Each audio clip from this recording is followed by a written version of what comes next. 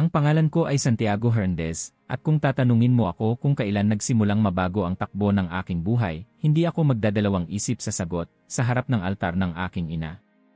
Isang lugar na dati tila simpleng bahagi lang ng bahay, ngunit sa katotohanan, iyon pala ang pusong espiritual ng aming tahanan, isang lugar ng panalangin, ng alaala, at kalaunan, ng pagkawasak at muling pagbangon.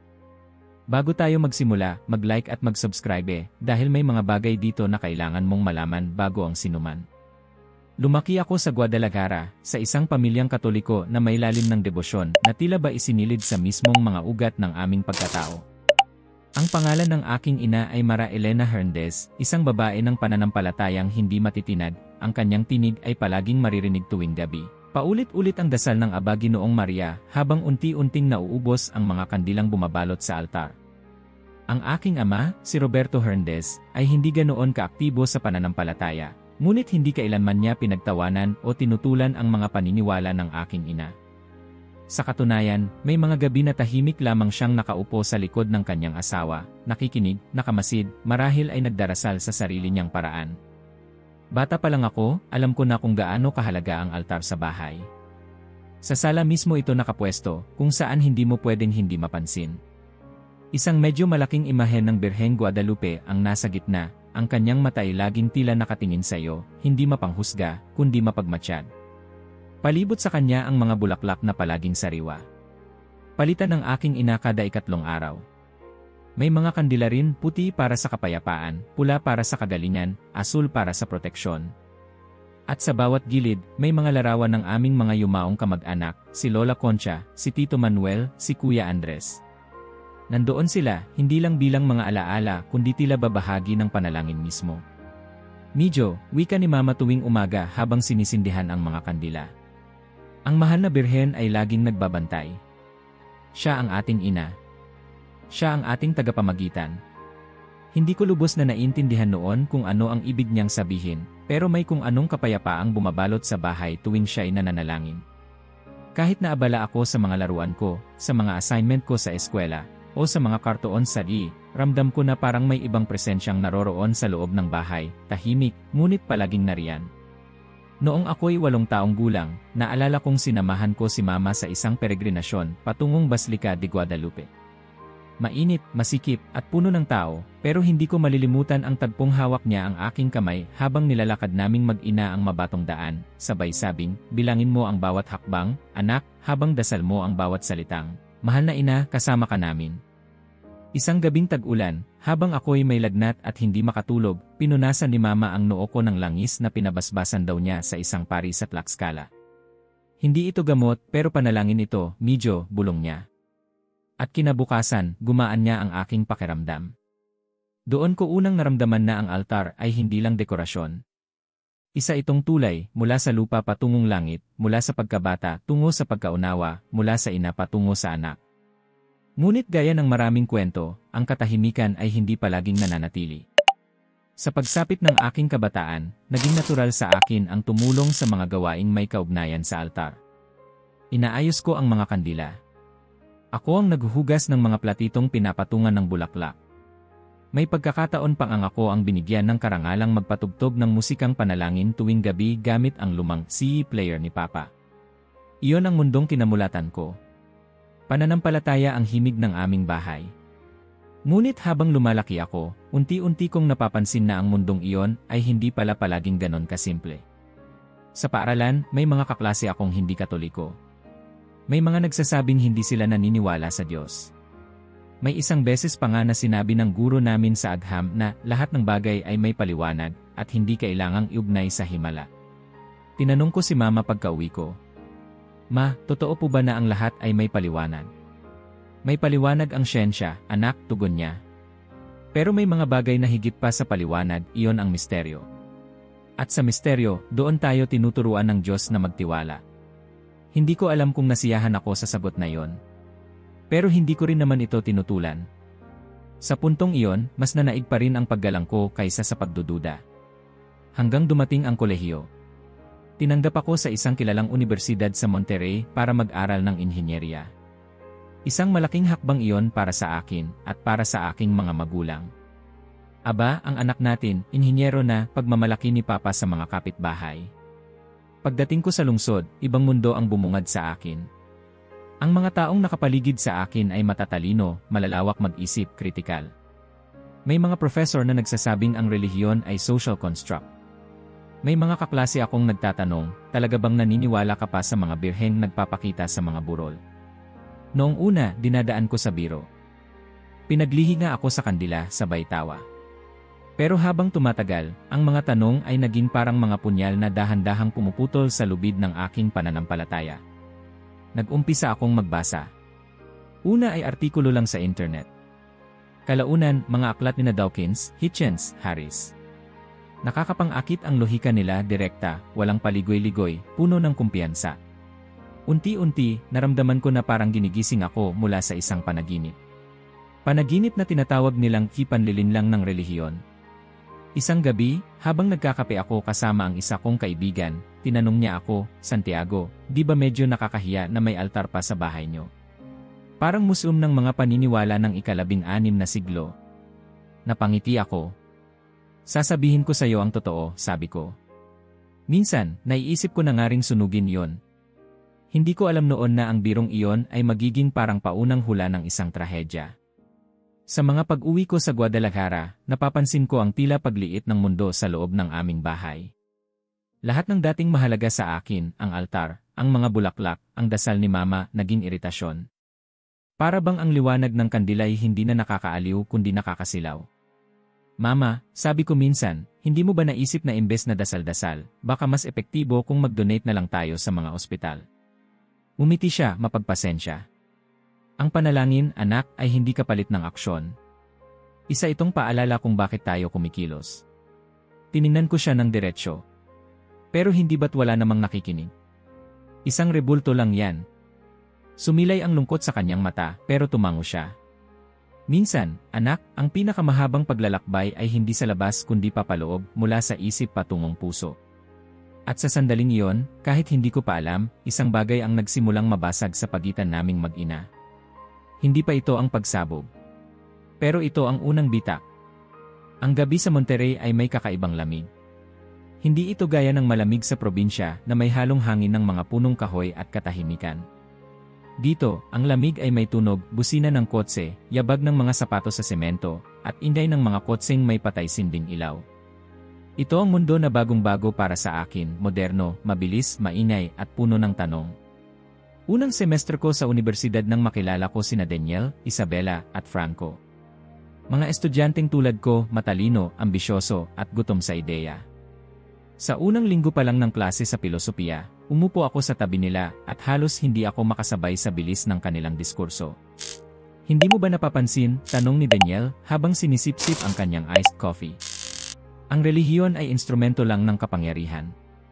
Sinasakal tayo sa konsepto ng kasalanan para kontrolin ang kilos natin. Lalo na sa mga tulad nating galing sa mga konserbatibong pamilya, dagdag ni Isabela, sabay tingin sa akin. Let me guess, may altar kayo sa bahay. Napatawa ako, hindi ko alam kung nahihiya ako o nahuhuli. Meron, sagot ko.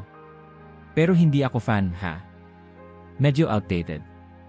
Tumango si Franco, seryoso ang mukha. Santiago, welcome to freedom. Mabutit nandito ka na. Simula noon, naging natural ang mga ganitong usapan sa aming grupo. Sa library, sa kantina, sa mga lakad tuwing Sabado ng gabi. Wala nang banal. Lahat ay pwedeng pag-usapan, Diyos, Birhen, Biblia, simbahan. At kung may isang tema na paulit-ulit, ito'y ito, ang paniniwala ay ilusyon, at ang agham ang tunay na liwanag. Minsan, habang nagbabasa ako ng The God Delusion ni Richard Dawkins sa dorm, bigla akong natigilan sa isang linya, faith is belief without evidence. Naramdaman kong parang may humugot sa akin palayo sa batang nakaluhod noon sa altar ng kanyang ina. Bumilis ang pagbabasa ko.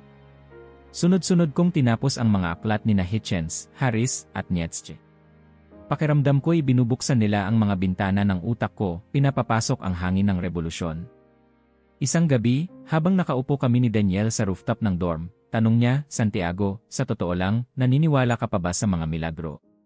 Napatitig ako sa mga bituin. Sa isang saglit, naalala ko ang gabing may lagnat ako at pinunasan ako ni Mama ng langis. Ang kanyang tinig, ang init ng kanyang palad. Hindi na siguro, sagot ko. Siguro'y coincidence lang lahat. O kapangyarihan ng isip. Exactly, sabi niya. Lahat ay may paliwanag. Lahat ay sistemang kayang unawain, walang misteryo, walang birhen. Hindi ko sinabi, pero sa loob-loob ko, may isang bahagi sa akin na hindi pa ganap na kumbinsido. Parang may boses sa ilalim ng lahat ng lohika, hindi sumisigaw, pero hindi rin tuluyang natahimik. Tuwing bakasyon, umuwi pa rin ako sa Guadalajara. Pero hindi na ako gaya ng dati. Ang bahay namin ay tila lumiit, hindi sa laki, kundi sa espasyo ng ideya. Ang altar, na dati parang bituin sa gitna ng tahanan, ngayon ay parang kalawanging rebulto sa gitna ng modernong mundo. Medyo, tulungan mo akong palitan ang bulaklak, wika ni Mama isang hapon. Tinapunan ko lang ng tingin ang altar. Ma, hindi ba't sayang lang yan? Sayang ang pera, sayang ang oras. Walang nakikinig diyan. Nanatili siyang tahimik. Dahan-dahan niyang kinuha ang mga tuyong bulaklak at pinalitan ng bagong rosas. Wala siyang sinabi. Pero ang katahimikang iyon ang pinakamaingay na pagtutol na narinig ko. Sa hapunan, si Papa ang unang nagsalita. Anak, may respeto tayo sa bahay na to, kung hindi ka naniniwala, ayos lang. Pero huwag mong insultuhin ang paniniwala ng iba. Nagtaas ako ng kilay. Bakit, masama bang sabihin ang totoo? Hindi ba't responsibilidad natin na ituwid ang mali? Hindi lahat ng mali ay dapat agad wasakin, tugon niya. May mga bagay na mas malalim kaysa sa lohika. Tumawa ako, bahagya. O baka naman pa, masyado kayong nakakulong sa paniniwala na hindi nyo na kayang tanungin. Anak, bulong ni Mama, halos pakiusap. Hindi lahat ng tanong ay kailangang masagot ng siyensya. Minsan, panalangin lang ang kailangan. Hindi ko na sumagot. Naramdaman kong umiinit ang loob ko. Bakit ba hindi nila makita? Bakit hindi nila maunawaan na kailangan ng magising sa realidad? Sa unibersidad, lalo lang akong nalublob sa ganitong pananaw. Sumali ako sa isang samahan ng mga estudyanteng critical thinkers. Doon, mas naging matalas ang dila ko. Mas naging matibay ang paninindigan kong ang relihiyon ay isang panlalansi, makaluma, hindi na akma sa mundo ng siyensya. Isang gabi, nagkaroon kami ng debate sa klase. Ang topic, ang papel ng relihiyon sa modernong lipunan. Natural, ako ang kontra. Ang altar sa bahay ay hindi simbolo ng pananampalataya, sabi ko sa harap ng klase. Ito'y monumento ng takot, takot na harapin ang kawalang katiyakan ng buhay, takot sa kamatayan, at takot na walang makapangyarihang kamay na magliligtas sa atin. Napalakpakan ako. Nagkaisa ang mga kasama ko. Pakiramdam ko'y ako ang kampyon ng kaliwanagan. Pero nang gabi ring iyon, habang nakahiga ako sa dorm, may bumalot na lamig sa akin. Hindi galing sa hangin kundi sa loob, malamig na hindi kayang painitin ng kahit anong lohika. Sa susunod kong pag-uwi, walang masyadong nagsalita. Tahimik ang hapunan. Si Mama, abalang nag-aayos ng altar. Si Papa, kunwaring nagbabasa ng dyaryo. Ako, nakatitig sa laptop. Anak, wika ni Mama, gusto mo ba tayong magsimba bukas? Fiesta ng Birhen. Tumigil ako sa pagtatype. Hindi na ako nagtaas ng tingin. Hindi na ako naniniwala, Ma, sagot ko. Wala naman talagang birheng nagpapakita. Isa lang iyang kwento. Hindi siya sumagot. Pero nakita ko sa gilid ng mata ko ang pagninig ng kanyang kamay. Tinuloy niya ang pag-aayos ng kandila. Iyon ang unang beses na naramdaman ko ang lamat, hindi lang sa pagitan naming mag-ina, kundi sa sarili kong puso. At sa bawat pag-uwi ko, ang lamat na iyon ay dumudurog ng paunti-unti sa katahimikan naming dati tahanan. Nakamit ko ang diploma sa inhinyeriya ng may karangalan. Sa entablado ng pagtatapos, habang inaabot ko ang papel na pinaghirapan kong kunin sa loob ng 4 na taon ng pagod, puyat, at debate, ramdam kong parang ako'y pinanganak muli. Para akong isang phoenix na bumangon mula sa abo ng mga lumang paniniwala, mas matalino, mas malaya, mas totoo. Mula roon, mabilis ang lahat. Tinanggap ako ng isang kilalang kumpanya sa lungsod ng Mexico. Ang sweldo, higit pa sa inaasahan. Ang opisina, nasa isang gusaling salamin sa Santa Fe, punong-puno ng enerhiya at ambisyon. Ang mga katrabaho ko'y mga kapwa profesional na tulad ko, sanay sa Excel, lohika, at progreso. Wala ni isa man sa kanila ang nag-uusap tungkol sa Diyos, dasal, o milagro. Sa mundong ito, ang altar ay isang relic ng kahapon. Lumipat ako sa isang moderno at minimalistikong apartment. Mga puting pader, abstract art, smart lighting, automated coffee machine. Wala ni isang imahen ng relihiyon. Walang krus, walang kandila, at lalong wala ang mga tanikala ng tradisyon. Pakiramdam ko'y malaya ako sa wakas. Walang kablang dasal tuwing gabi. Walang amoy ng insenso. Walang paalala ng mga bagay na hindi ko na pinaniniwalaan. Noong unang buwan, halos araw-araw akong tumatawag kay mama, simpleng kamustahan, kwento ng trabaho, tanong kung paano magluto ng sinigang. Pero unti-unti, naglaho ang mga tawag. Naging abala ako. Naging magulo ang schedule. O baka sadyang iniiwasan ko na rin ang mga usapang tiyak na mauwi sa tanong na, "Anak, nagsisimba ka pa ba?" Dumating ang Disyembre at gaya ng nakasanayan, inanyayahan akong umuwi. Sa totoo lang, hindi ko na gusto. Pero bilang anak na hindi pa ganap na suwail, pumayag ako kahit walang kalooban. Pagpasok ko sa bahay, tila walang nagbago. Parehong amoy ng kopal ang bumungad sa akin. Parehong dasal ang maririnig mula sa radyo sa altar. At nandoon pa rin siya, ang imahen ng Birheng Guadalupe, nakatitig sa akin, parang naghihintay ng paliwanag kung bakit ako nawala. "Anak," bungad ni mama, niyakap ako ng mahigpit. Pero ang yakap na yon ay may halong tanong. Parang gustong alamin kung ako pa rin ba ang batang minsang nag-ayos ng mga bulaklak sa altar. O kung ako'y isa ng estranghero sa sariling tahanan. "Kamusta ang trabaho?" tanong ni Papa, kaswal, habang nililigpit ang mga papel sa mesa. "Ayos naman po. Maraming project." "Medyo toxic, pero fulfilling," sagot ko. "Wala kang girlfriend?" tanong ni Mama, sabay ngiti. "Naku, ma, wala pang oras dyan. Mas mahalaga ang karera ngayon." Napangiti siya, pero parang may lungkot sa likod ng kanyang mata. Nang gabing iyon, habang sila'y nagdarasal sa altar, ako'y nasa sala, naka-headphones, pinapakinggan ang podcast tungkol sa mga pseudoscience ng relihiyon. Sa isang bahagi ng podcast, sinabi ng host, "Ang paniniwala sa mga himala ay sintomas ng takot, takot sa kamatayan, takot sa kawalang katiyakan. Pero hindi nito binabago ang katotohanan, tayo'y alikabok sa isang universo ng chaos." Tinanggal ko ang headphones, at sa di kalayuan, nakita ko si Mama, nakaluhod, matay nakapikit, hawak ang rosaryo. Sa tabi niya, kandilat mga larawan ng mga yumaong kamag-anak. Napailing ako. Sayang, bulong ko. Galing-galing ni Mama, pero nakatali pa rin sa mga kwento ng lumang panahon. Nang matapos ang dasal, lumapit siya sa akin. "Anak, gusto mo ba akong samahan bukas sa simbahan? Ipagdadasal ko lang ang kalusugan ni Tita Nena." Umiling ako. "Pasensya na, may mga report akong kailangang tapusin." Saka hindi na kasi ako komportable sa ganun. Napayo ko siya. "Na-miss ko lang yung dati. Yung sama-sama tayong nagdadasal." "Mama," sabi ko, bahagyang tumaas ang boses, "hindi ko na po yun. Hindi ko pwedeng pilitin ang sarili kong maniwala sa bagay na hindi ko na nakikita bilang totoo. Hindi ko pwedeng itapon ang utak ko para lang sa tradisyon." Tumango siya, mabagal, walang tugon. Kinabukasan, habang iniinom ko ang kape sa kusina, nakita kong inayos na naman ni Mama ang altar. Binago ang bulaklak, nilinis ang mga kandila, inayos ang mga larawan. Lahat ay tila alay, hindi lang sa Birhen, kundi sa katahimikang sinusubukang panatilihin sa loob ng bahay. Habang nanonood ako sa kanya, hindi ko mapigilang mapailing. "Hindi mo ba naiisip, Ma, na pwede mong gamitin ang oras na yan sa mga aktwal na bagay? Tulad ng pag-aaral ng bagong skill, o kahit manood ng documentary." Hindi siya lumingon. Patuloy lang siya sa pag-aayos. "Sana balang araw, anak," mahina niyang sabi, "maunawaan mo na hindi lahat ng may halaga ay kailangang masukat ng utak." Hindi ko sinagot. Pumasok ako sa dating kwarto ko, ngayon ay para na lang pansamantalang silungan tuwing bakasyon, at isinara ang pinto. Tuwing gabi sa bahay, habang ako'y abala sa laptop, si Mama na may nananatiling tahimik sa harap ng altar. Palagi. Walang palya. At kahit ang liwanag ng mga kandila ay tila nang aasar sa akin. Hindi ko maipaliwanag, pero ang presensya ng altar ay parang multo, hindi mo kita, pero ramdam mo. Hanggang sa isang gabi, habang iniinit ko ang pagkain sa microwave, lumapit si Papa.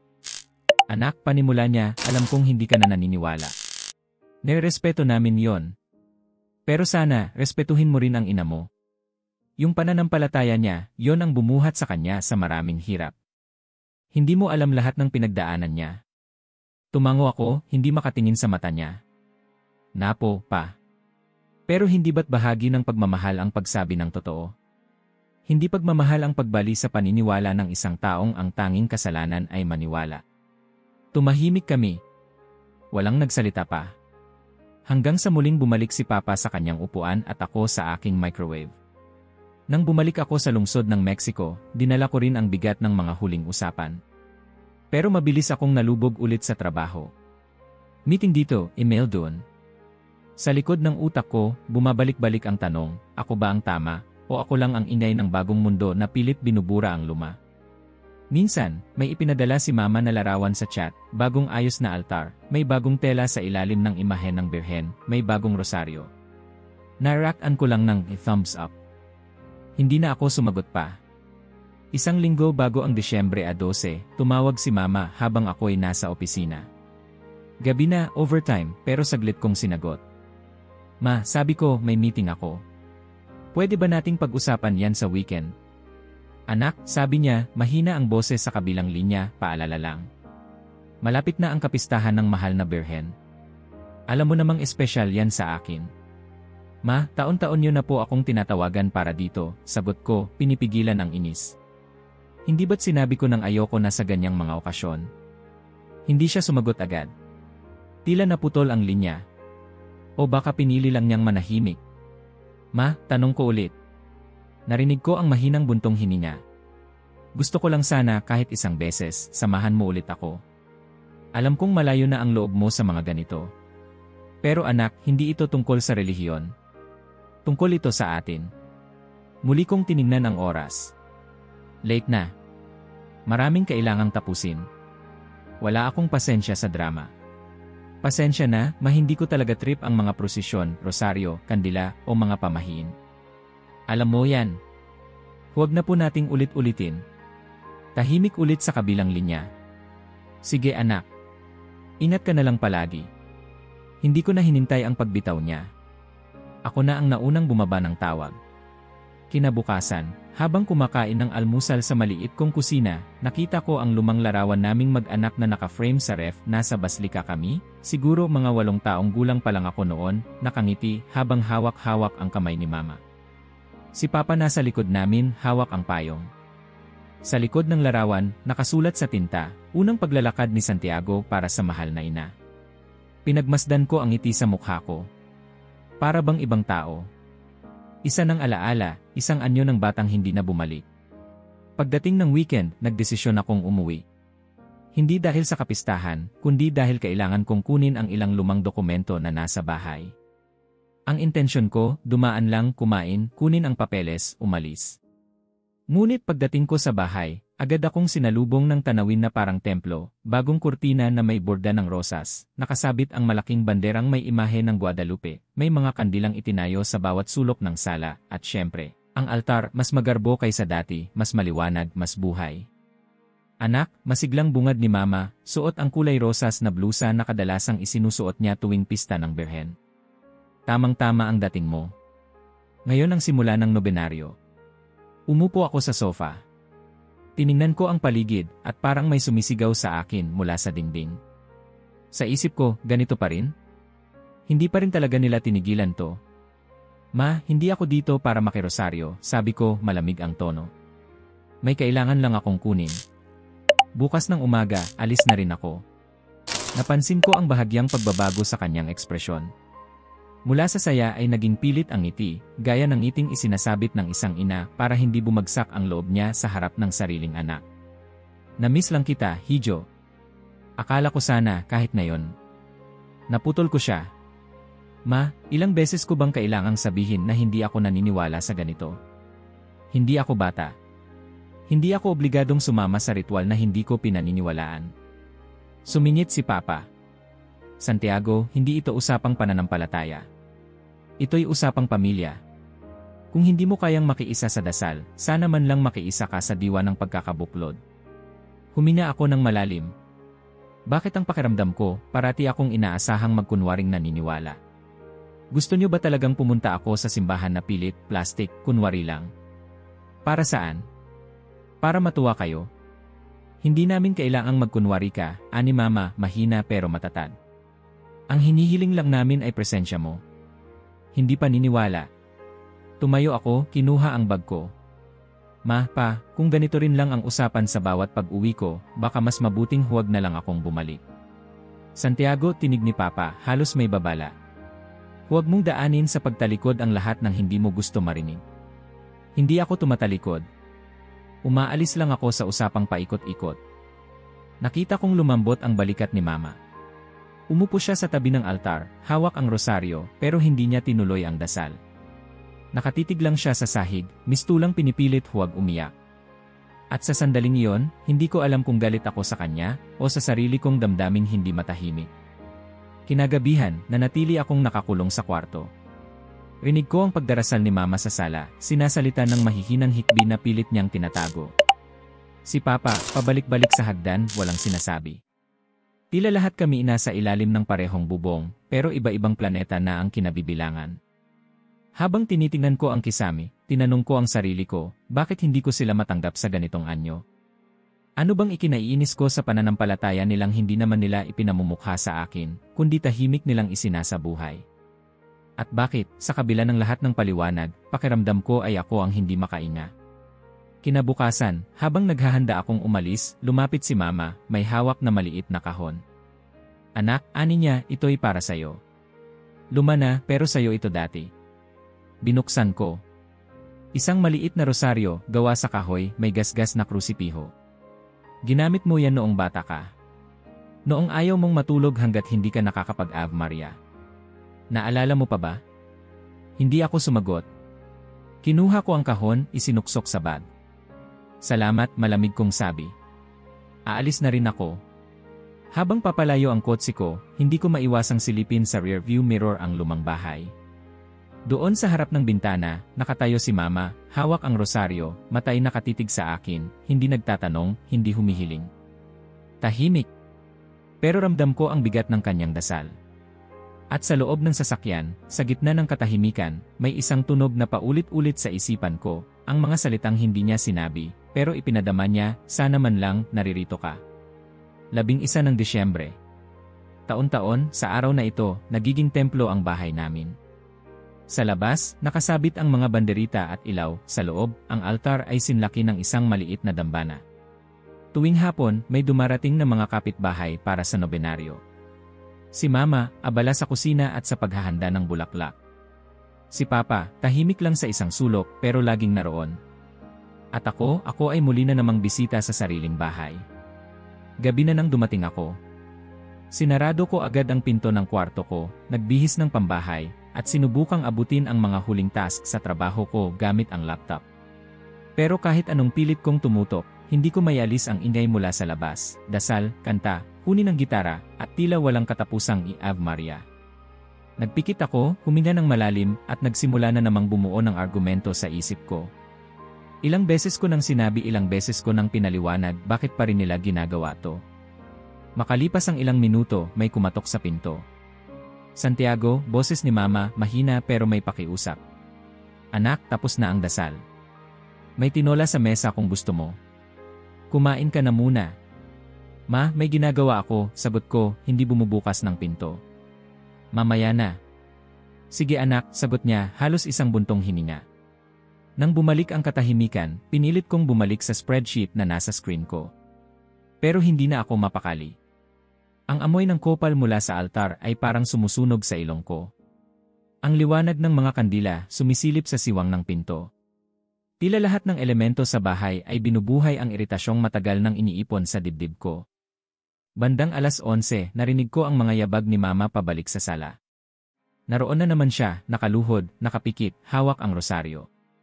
Ramdam ko ang bawat bulong niyang dasal, parang kutsilyong humihiwa sa konsentrasyon ko. Mahal na ina, ilapit mo ang puso ng aking anak sa liwanag. Tumayo ako mula sa upuan. Nagsimulang mag-init ang batok ko. Ayan na naman siya, bulong ko. Parang ako ang misyon niya sa mundo. Hindi ba niya ako pwedeng hayaan na maging ako? Lumakad ako palapit sa pinto. Binuksan ko ito at tumambad sa akin ang altar, kumpleto, buhay, malakas. Ang liwanag ng mga kandila'y tila hindi lamang para sa birhen, kundi para sa akin, para sabihin, naririnig kita. Alam ko ang galit mo. Lumapit ako sa mesa kung saan may nakatumbang kandila. Natapon ang kaunting wax sa sahig at sa isang lumang larawan ni na Lola Concha at Tito Manuel. Ito na naman, bulong ko, pilit pinupunasan ang wax gamit ang tissue. Peligro sa bahay, abala sa lahat, at para saan? Para sa isang imaheng hindi man lang kumikibo. Hindi ko na namalayan ang sarili ko. Ang mga salita ay hindi na iniisip, binubuga ko na lang. Para saan to? Ha, bulong ko, paunti-unting tumataas ang boses. Sa lahat ng pwedeng maging sentro ng tahanan, ito ang pinili niyong sambahin. Isang estatwa. Kinuha ko ang isang florera ng bulaklak at inangat. Tama na. Bumagsak ito sa sahig, basag, tubig at bulaklak na nagkalat. Hindi pa ako nakontento. Inangat ko ang isa pang kandila. Sumabog ang salamin sa sahig. Wala kayong Diyos? Wala. Puro katang-isip lang ang lahat. Kinuha ko ang buong lamesa ng altar at itinulak. Sa isang iglap, ang buong altar ay parang gumuho. Ang imahen ng birhen ay tumilapon sa pader at bumagsak. Ang mga rosaryo ay nagkagulo sa sahig na parang mga ahas na walang direksyon. Ang mga larawan ng aming mga patay ay nagkabitak-bitak. Ang mga kandila, gumulong sa lahat ng direksyon, at ang wax ay lumapad sa sahig na tila mga luha ng isang panalangin binastos. Pagkatapos ng ilang segundo, katahimikan. Walang dasal. Walang ilaw. Walang galaw. Hanggang sa narinig ko ang mga yabag ni Papa, mabilis, malalakas. Sunod ang mga paa ni Mama, mas magaan, pero hindi mas mababa ang kabog ng puso niya. Santiago, sigaw ni Papa. Anong nangyari? Tumigil siya sa gitna ng sala. Si Mama, nang makita ang altar, ay biglang napahinto. Tinakpan niya ang kanyang bibig. Ang mata niya ay nanlaki, nanlabo, at tuluyang nabasag ang katahimikan sa isang hikbing hindi niya kinayang itago. Anong ginawa mo? Bulong niya. Anak, bakit? Hindi ko alam kung anong dumapo sa akin. Siguro dahil sa pride. Siguro dahil sa init ng ulo. Siguro dahil ayokong umatras. Kailangan niyong magising, sabi ko, malamig, halos walang damdamin. Kailangan niyong matutong mabuhay sa katotohanan, hindi sa mga panaginip na walang saysay. Tumalikod si Papa. Mariin ang panga. Huminga siya ng malalim. Umalis ka sa bahay na to, sabi niya, boses niyang hindi ko kailanman narinig sa ganung anyo, hindi galit. Mas malala. Panlamig. Pagkaputol. Hindi ka pwedeng manatili rito pagkatapos mong gawin to, hanggat hindi ka natutong humingi ng tawad sa nanay mo, huwag kang babalik. Tumawa ako. Pero hindi masaya. Mapait. Perfecto, sabi ko. At least ngayon, malaya na kayo sa mga ilusyon. Walang altar. Walang inkanto. Walang dasal na inuulit-ulit na parang mantra ng mga nawalan na ng pag-asa. Lumakad ako pabalik sa kwarto, kinuha ang bag, isinilid ang laptop, mga papeles, ilang damit. Paglabas ko ng bahay, si Mama ay nakaluhod na sa harap ng nawasak na altar, pilit pinupulot ang mga piraso ng imahen, rosaryo, larawan. Hindi ko siya nilingon. Hindi ko tinapunan ng tingin ang mga luha niya. Ayokong madama iyon. Ayokong aminin na may mali ako. Sa loob-loob ko, ako ang tama. Ako ang gising. Ngunit habang papalayo ang hakbang ko, may bumigat sa likod ng puso ko. Hindi ko pa alam noon kung ano yon. Ang gabi ay tahimik sa labas. Ngunit sa loob ng bahay, isang altar ang nawasak at isang relasyon ang tuluyang naputol. Pagdating ko sa Santa Fe, gabi na. Tumambad sa akin ang lamig ng apartment na matagal ko nang iniwan. Walang amoy ng kopal, walang dasal sa background, walang altar na nakabantay. Tahimik. Sobrang tahimik. Hinubad ko ang sapatos, ibinagsak ang bag sa sofa, at agad kong binuksan ang ilaw sa kusina. Napatingin ako sa salamin sa ibabaw ng lababo. Hindi ko alam kung sino ang nakatitig sa akin. Magulo ang buhok, maputla ang mata, at tila may basag na bahagi sa likod ng irak. Kumuha ako ng serbesa sa ref, naupo ako sa harap ng laptop, binuksan ang group chat. Done. Liberated, itinipa ko. Who? You actually did it, sagot agad ni Franco. Yep.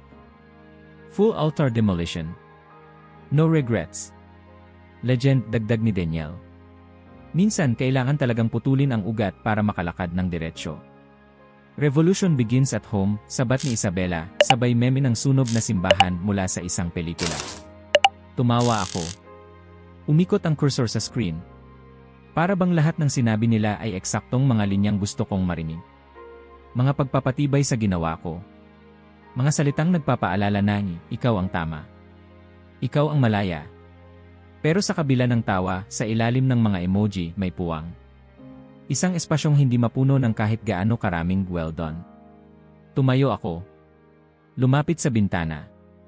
Sa ibaba, tanaw ang mga ilaw ng lungsod, kaliwang bahagi, mga kotseng nagmamadali, kanan, isang simbahan sa malayo, may krus na may ilaw sa tuktok.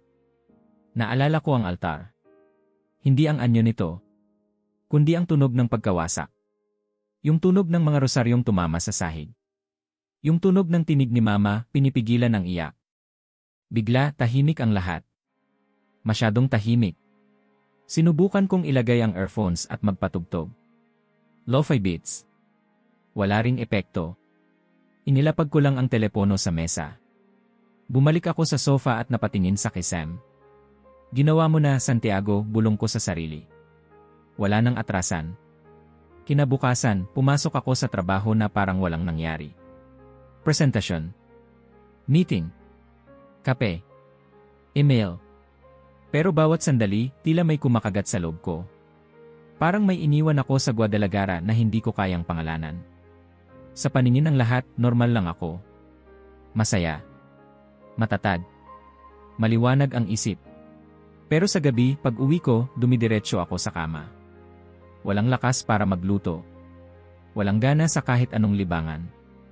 Kahit ang mga librong dati kong ginugustong basahin ay tila walang lasa. Lumipas ang mga araw. Sa bawat linggo, parami ng parami ang hindi ko sinasagot na tawag. Lalo na mula kay Papa. Minsan ay makikita kong may mensahe siya, tumawag ka naman kahit sandali. Hindi ko sinasagot. Hindi ko alam kung ano ang sasabihin. O baka ayokong marinig ang tinig na babalik sa akin ang mga salitang ayokong harapin. Pagdating ng 3 linggo, tumawag si Daniel para mag-inuman. Pre, let's celebrate. Ikaw na ang tunay na rebelde. While the rest of us are just talking, you actually burned the bridge. Tumawa ako sa telepono. Pero mahina. Nga. May lakad kami bukas, rooftop party. Sama ka. Pass muna. May tatapusin ako. Bro, come on, don't disappear on us. Pero yun nga ang ginagawa ko. Unti-unti. Nawawala. Isang gabi, bumisita ako sa grocery sa tapat ng apartment. Habang naglalakad ako sa aisle ng kandila, hindi ko alam kung bakit ako naroon, napatigil ako sa isang kulay puting bilog na may nakasulat na Protexin. Napailing ako. Inilagay ko ulit sa estante. Pero bago ako lumabas, narinig kong may batang babae na nagsabi sa nanay niya, Mama, bili tayo ng kandila para sa altar ni Lola. Parang may kumalabit sa puso ko. Pag-uwi ko, binuksan ko ulit ang kahon ng lumang gamit. Doon, sa ilalim ng lumang charger at ilang ticket stub, nakita ko ang kahon na ibinigay ni Mama bago ako umalis, ang lumang rosaryo ko. Hindi ko alam kung bakit, pero inilabas ko yon. Inikot ko sa daliri.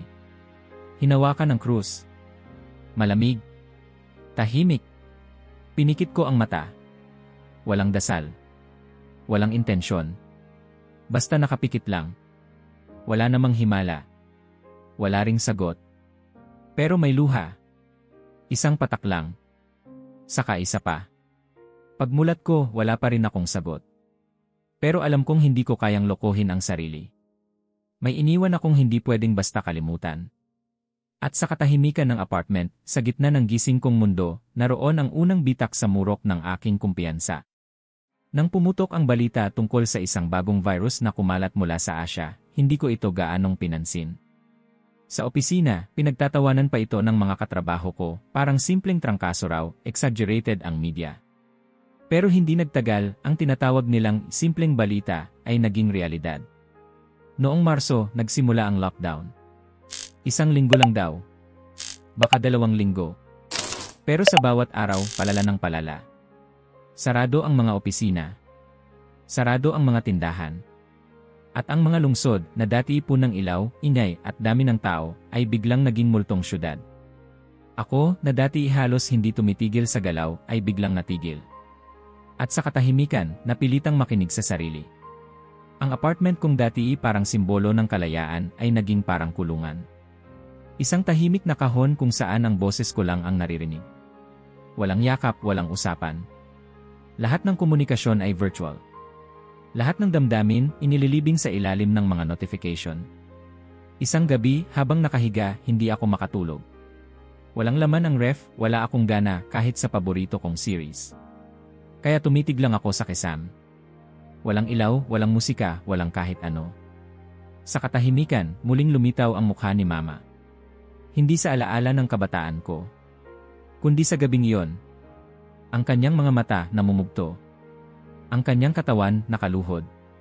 Ang kanyang tinig halos wala habang hawak ang mga piraso ng altar na winasak ko.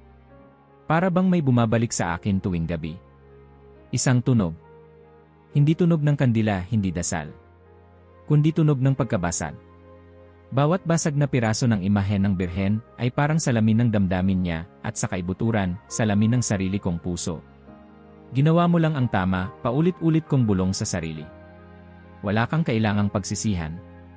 Wala. Pero bakit, sa bawat ulit, pakiramdam ko'y hindi ako naniniwala sa sarili kong sinasabi.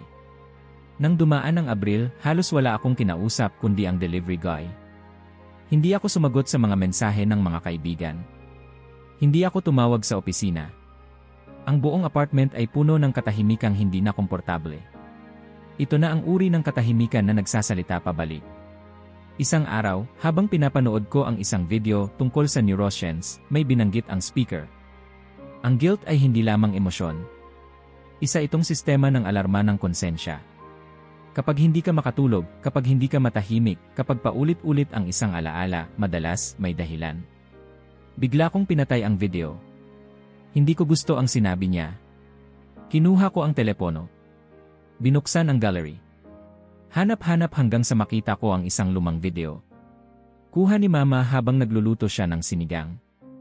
Ako ang kumuha ng video. Tawa siya ng tawa. Santiago, anak, tigilan mo ko. Hindi ako artista. Ngunit sa likod ng tawanan, may isa pang bagay akong narinig sa video. Sa background, may naririnig na dasal. Siya, nakaputing apron, nagtitikim ng sabaw. Pero sa kabilang bahagi ng sala, tumutugtog ang Salve Regina. Pinindot ko ang pause. Tumigil ang tawa niya. Tumigil ang musika. Pero sa loob ko, may hindi tumigil. Parang may dumurog sa loob.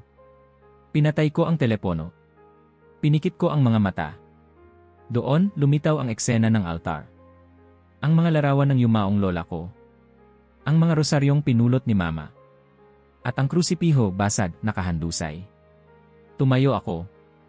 Lumapit sa istante kung saan nakatago ang kahon ng rosaryo. Binuksan ko. Hinawakan ko ulit ang lumang krus. Hindi ko siya dinasalan. Hindi ko siya inyakan. Basta tiningnan ko lang. Matagal. Kung tama ako, bakit ganito ang pakiramdam ko? Tanong ko sa sarili. Sa sumunod na mga araw, sinubukan kong abutin si Papa. 3 beses akong tumawag. Walang sagot. Nagpadala ako ng mensahe. Pa, kamusta si Mama? Walang reply. Kinabukasan, nagpadala siya ng simpleng sagot, buhay pa siya, pero hindi kasing sigla.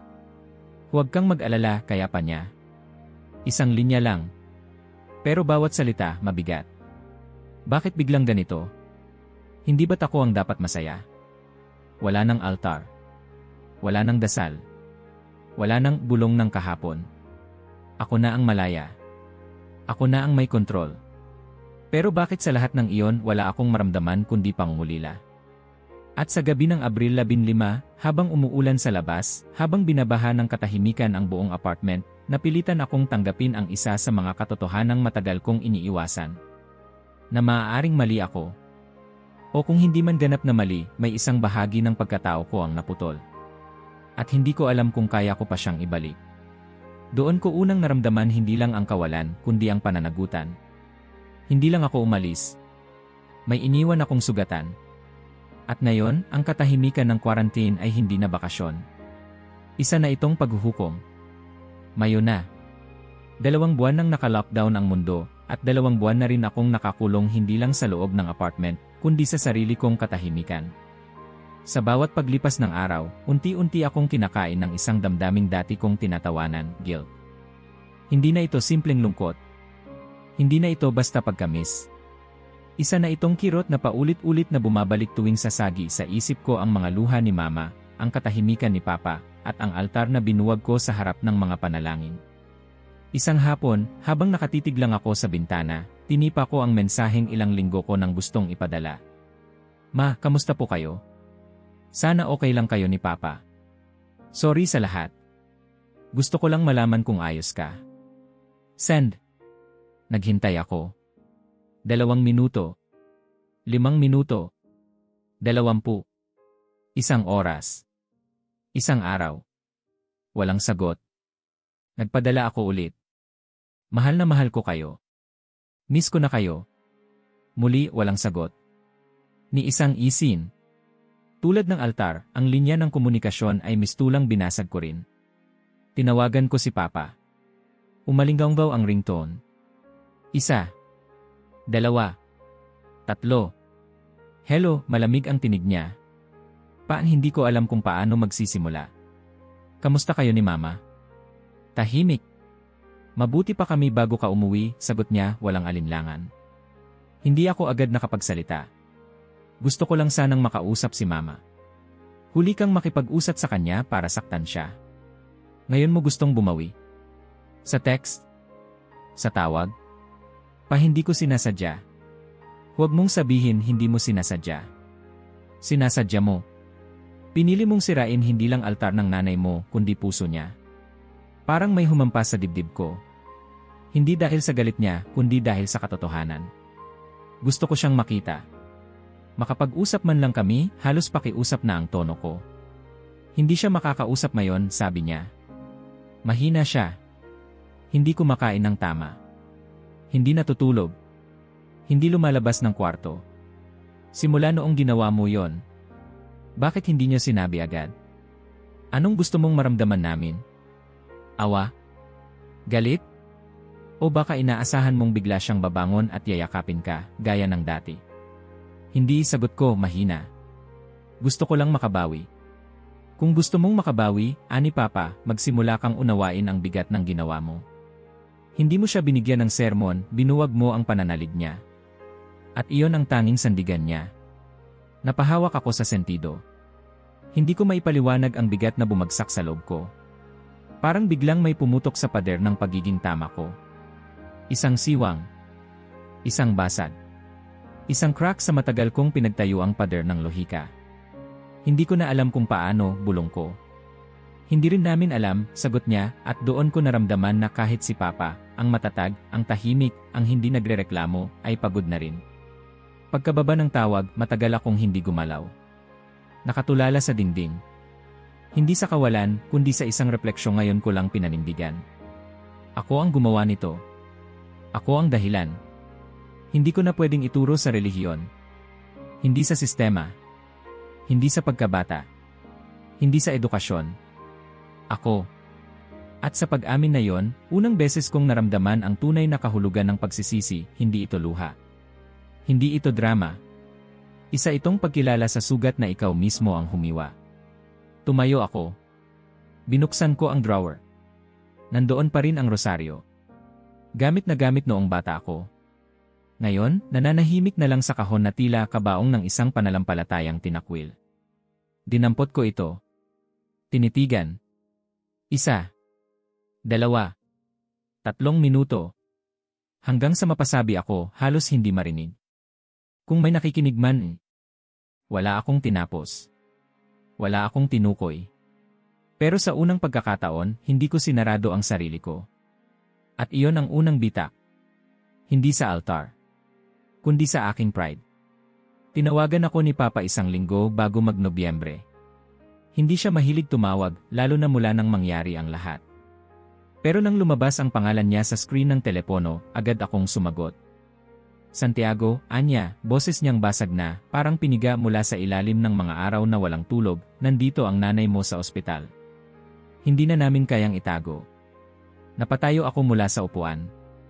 Ang mundo sa paligid ko parang tumigil. Anong nangyari? Tanong ko, halos hindi ko makilala ang sarili kong boses. Depression. Matinding pagkabalisa. Hindi na siya kumain ng maayos. Hindi lumalabas ng kwarto. Ilang buwan nang tuloy-tuloy. Ngayon, kailangan na siyang bantayan. Sabi ng doktor, kailangan niya ng presensya ng buong pamilya. Gusto ko siyang makita, sagot ko agad. Pupunta ako. Hindi ako sigurado kung salamat ba ang sinabi ni Papa bago niya ibaba ang tawag, o kung pumasok lang yon sa isip ko dahil gusto kong paniwalaan na gusto pa nila akong makita. 2 araw ang lumipas bago ako nakarating sa Guadalajara. Iba na ang pakiramdam ng lungsod. Wala na yung dating init ng alaala. Lahat ay tila binabalutan ng alikabok ng nakaraan at lamig ng konsensya. Sa ospital, sinalubong ako ni Papa sa may lobby. Payat siya kaysa sa huli kong kita, mas maputi na ang buhok, at ang mata niya, bagamat tuwid ang tingin, ay punang pagod. Handa ka na ba? Tanong niya. Hindi ako sumagot. Tumango lang ako. Pagbukas ng pinto sa kwarto, bumungad sa akin ang isang tanawin na hindi ko kailanman inasahan. Si Mama, nakahiga, payat, maputla, pero ang mukha niya ay may kapayapaan na hindi ko maipaliwanag.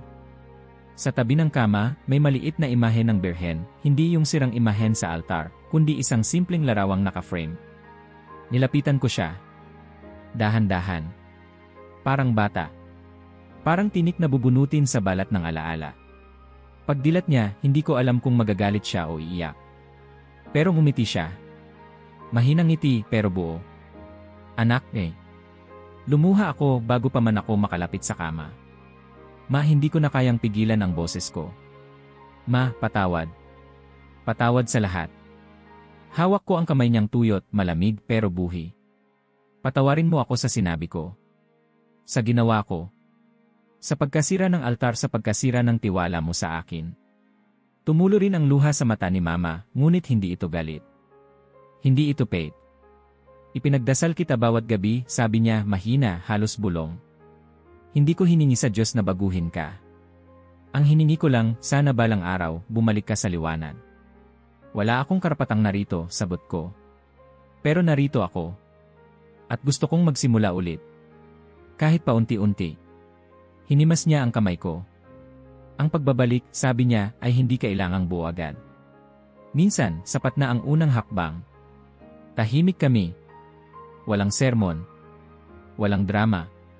Isang ina at isang anak, parehong sugatan, parehong humihinga. Lumipas ang ilang minuto bago siya muling nagsalita. Santiago, Ma, kapag nakalabas na ako sa ospital, tutulungan mo ba akong buuin ulit ang altar? Natigilan ako. Hindi dahil sa kahilingan, kundi dahil sa kabigat ng simbolo nito. Hindi ako agad sumagot. Hinanap ko sa loob ko ang lakas.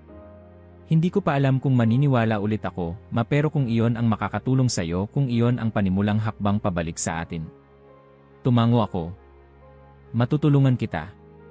At sa sagot kong iyon, doon ko nakita ang unang totoong ngiti mula sa kanya, mula pa noong gabing sinira ko ang lahat. Nakalabas si Mama mula sa ospital 2 linggo bago matapos ang Nobyembre. Mahina pa rin ang katawan niya, dahan-dahang kumikilos, mabilis mapagod, pero sa mata niya, may liwanag na hindi ko nakita sa mga huling taon. Isang liwanag na hindi galing sa kagalingan ng katawan, kundi sa isang uri ng pag-asa na, kahit paano, ako ang naging dahilan ng muling pagsiklab nito. Ano muna ang gusto mong gawin, Ma? Tanong ko habang binubuksan ko ang pinto ng bahay. Ngumiti siya, mahinang-mahina. Gusto kong muling buksan ang lugar kung saan ako laging nakikinig sa tinig ng katahimikan.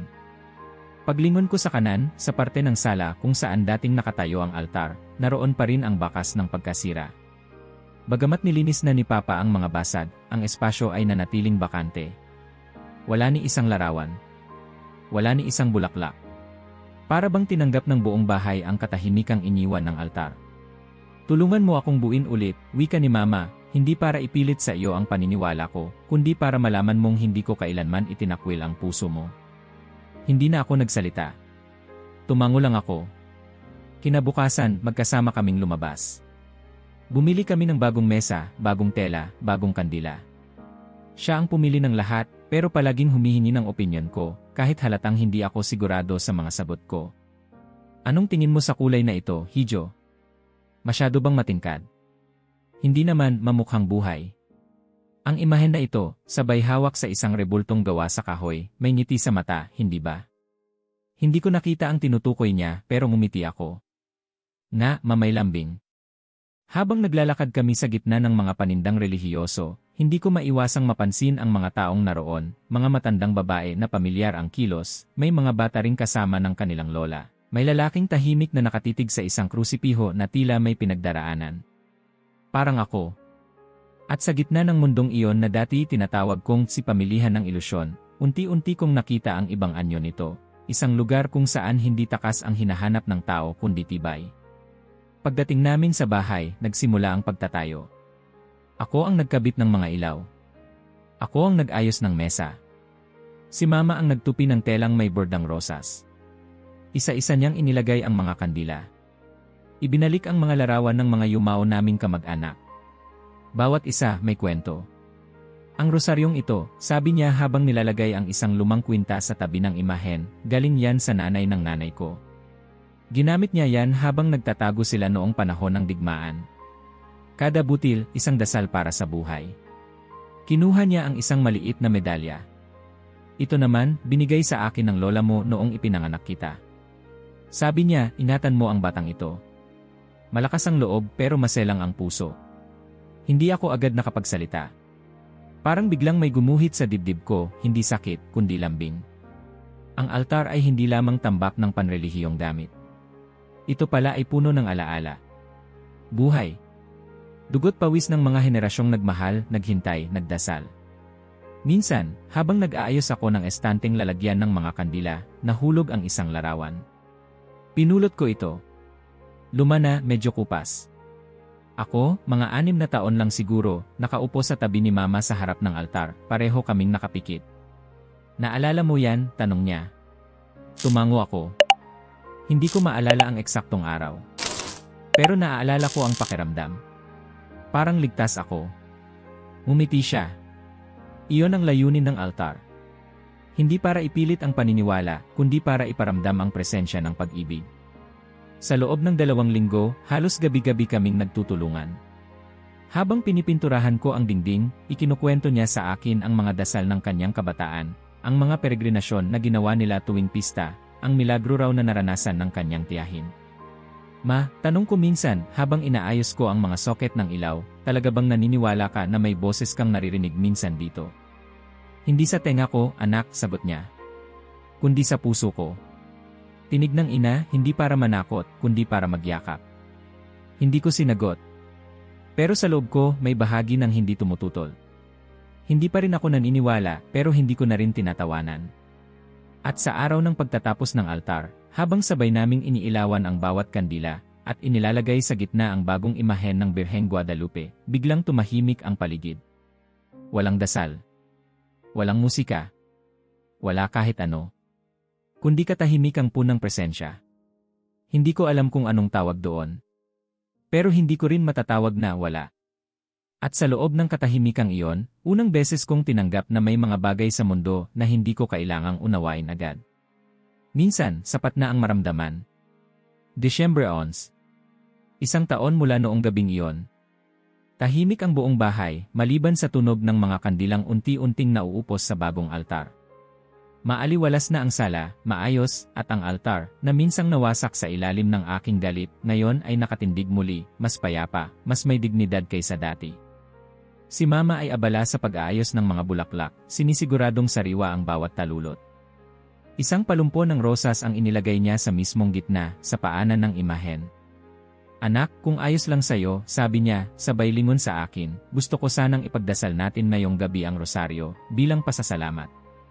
Wala akong sinabing o hindi. Tumango lang ako. At sa ikalawang pagkakataon mula sa aking pagbabalik, lumuhod ako sa tabi ng altar, hindi bilang mananampalataya, kundi bilang anak. Nagsimula siyang magdasal. Mabagal, taimtim. Ako naman, nakikinig lamang. Minsan ginagaya ang bigkas, minsan hindi. Pinagmasdan ko ang liwanag ng mga kandila, kung paano ito gumuguhit ng anino sa mukha ng Birheng Guadalupe. Naalala ko ang aking kabataan. Ang mga gabi kung kailan sabay kaming nagdarasal, ako bilang batang sumusunod lamang, siya bilang inang buong pusong nananalig. Lumipas ang oras. Tila may musika sa pagitan ng bawat Aba Ginoong Maria. Musika na hindi maririnig kundi mararamdaman. Sa huling bahagi ng dasal, binanggit ni Mama ang pangalan ko. Virgencita, Anya, salamat sa pagbabalik ng anak kong si Santiago. Gabayan mo pa siya. Iparamdam mo sa kanya ang pag-ibig mo kahit pa hindi pa niya ito kilala. Sa puntong iyon, hindi ko na napigilan ang mapaluha. Hindi dahil sa dasal, kundi dahil sa diwa ng pagtanggap. Walang pilitan. Walang sumbat. Walang hinihinging kapalit. Matapos ang rosaryo, hinalikan ni Mama ang noo ko at nagsabing, magpahinga ka na, Hijo. Ako muna ang magpupuyat sa altar. Ngunit hindi ako agad natulog. Umakyat ako sa dati kong kwarto pero hindi mapakali. Pinagmasdan ko mula sa bintana ang madilim na langit ng Disyembre. Walang bituin. Makulimlim. Minsan naiisip ko kung ganoon din ang langit sa loob ko, puno ng ulap na hindi ko alam kung kailan alisin ng liwanag. 3:00 na yata ng madaling araw nang marinig ko ang isang tunog mula sa sala. Isang kaluskos. Hindi bigla. Hindi rin nakakatakot. Pero sapat para ako'y bumangon. Naglakad ako papunta sa hagdan, dahan-dahan, hawak ang cellphone, iniilawan ang daan. Pagbaba ko, nakita kong patay na ang karamihan sa mga kandila. Pero may kakaibang liwanag na pumupuno sa sala. Hindi ito galing sa ilaw sa kisem. Hindi mula sa labas. Hindi mula sa buwan. Ang liwanag ay malambot, parang alon ng init, at tila nang gagaling mula sa mismong hangin. At doon, sa gitna ng altar, nakita ko ang imahen ng Birheng Guadalupe, walang galaw, walang pagbabago sa hitsura, pero tila buhay. Hindi siya gumalaw, ngunit ang paligid niya ay tila humihinga. At pagkatapos, narinig ko ang tinig. Isang boses ng babae, hindi ng nanay ko, hindi ng kahit sinong kilala ko. Malumanay. Malambing. May bigat na parang galing sa kalaliman ng panahon. Santiago. Tumigil ang mundo sa aking pandinig. Anak, bakit ka tumakbo mula sa pag-ibig na matagal nang naghihintay sa'yo? Hindi ako makagalaw. Parang namanhid ang lahat sa akin maliban sa puso ko, na ngayon ay tumitibok ng mabilis, halos masakit. Hindi mo ako kilala, pero matagal na kitang kilala. Matagal ka nang ipinagdasal. Hindi mo sinira ang altar para sa kasamaan, kundi dahil natakot kang ito'y totoo. Hindi ko alam kung iniisip ko lang ba ito, o kung ako'y nababaliw. Pero ang susunod na sinabi ng boses ay bumaon sa akin. Hindi banta ang pag-ibig sa katalinuhan. Pinupunan nito ang kulang. Parang may pumutok sa loob ko. Mga alaala, mga takot, mga tanong, lahat sabay-sabay na umalingaw sa isip ko. At sa gitna ng lahat ng iyon, ang boses ay nanatiling kalmado, malinaw, matyaga. Ang paniniwala ng iyong ina ay hindi bunga ng kahinaan, kundi ng lakas na nagmumula sa kababaang loob. Binigyan ka ng kaloobang malaya, Santiago. Pero ngayon, tinatawag kang muling makinig. Napaluhod ako sa sahig. Hindi dahil sa relihiyon. Hindi dahil sa takot. Kundi dahil sa pagkabasag ng loob na matagal kong itinanggi. Hindi ko alam kung totoo ka, bulong ko. Hindi ko alam kung nananaginip lang ako. Pero nararamdaman kita. Hindi mo kailangang maniwala ngayon, sagot ng tinig. Pero huwag mo rin isara ang puso mo sa posibilidad. Ang pag-ibig ay kakatok, hindi papasok kung walang may bukas. At sa mga huling salita, unti-unting nawala ang liwanag. Naiwan akong nakaluhod, umiiyak, hindi ng takot o pagsisisi lamang, kundi ng pagkakaunawa. 1 taon matapos kong sirain ang altar, narito ako, muling nakaharap dito. Ngunit ngayon, hindi na ako ang nagdidikta kung ano ang totoo. Ako na ang nakikinig. Wala na ang liwanag, pero hindi na ako makatayo. Ang katawan ko, parang pinako sa sahig, hindi ng bigat, kundi ng isang presensya na naiwan kahit tapos na ang karanasan. Ang hangin sa sala ay tahimik, halos sagrado, at ang mga kandilang muntik ng maubos ay kumikislap-kislap na lang, tila mga matang nakapikit sa panalangin. Hindi ko alam kung gaano ako katagal nakaluhod doon. Ang alam ko lang, ang puso ko'y binuksan nang hindi ko na kayang isara. At sa gitna ng katahimikang iyon, muling bumalik ang tinig. Ngunit ngayon, hindi na siya galing sa labas. Naroon siya sa loob. Sa mismong pinakaloob ng aking pagkatao. Sa lugar na hindi nararating ng salita, lohika, o kahit paningin. Santiago, bulong ng tinig. Hindi mo kailangang maunawaan ang lahat upang makaramdam ng katotohanan. Napalunok ako. Nagsimulang tumulo ang luha, una, isa, dalawa, hanggang sa bumaha sa aking pisngi ang mga salitang hindi ko kailanman nasabi sa sarili ko. Takot ako, bulong ko. Takot ako na baka ako ang mali sa lahat ng ito. Na ang lahat ng pinaniwalaan ko, itinayo ko sa buhangin ng ego. Tahimik. Parang inaantay lang ako. Nagpatuloy ako, halos wala ng boses. Takot ako na totoo ka. Na totoo ang pananampalataya ni Mama. At kung totoo iyon, ibig sabihin, mali ako. Sa lahat. Sa galit. Sa pagyurap ko sa altar. Sa paglayo ko. Sa mga salitang iniwan ko sa kanya. Dumilim pa ang paligid, parang sumasabay ang langit sa damdamin ko. Ngunit sa loob ng dilim, muli kong narinig ang tinig. Ang tunay na pagkakamali, sabi niya, ay hindi ang maligaw ng landas, kundi ang tumangging lumingon. Napasinghot ako. Tiningnan ko ang altar. Simple lang ito. Walang kumikislap. Walang gumagalaw. Pero sa harap nito, nakaramdam ako ng presensya ng isang inang hindi kailanman umalis. Nagkamali ako, sabi ko ng buo, sa unang pagkakataon. Hindi lang sa kilos, patuloy ko, kundi sa puso. Pinaniwalaan kong mas matalino ako kaysa sa pagmamahal. Mas mataas kaysa sa pananampalataya. Inangkin ko ang katalinuhan, pero hindi ko kinilala ang karunungan. Sa pagkakataong iyon, naalala ko ang mga gabi sa unibersidad kung saan ginugol ko ang oras sa pagbabasa nina Dawkins, Hitchens, at Harris. Bawat pahina, isang bala sa paniniwala. Bawat argumento, isang pader laban sa kahinaan. Ngunit ngayon, hindi kahinaan ang nararamdaman ko sa altar. Kundi tapang. Ang tapang na umamin sa limitasyon ng sarili.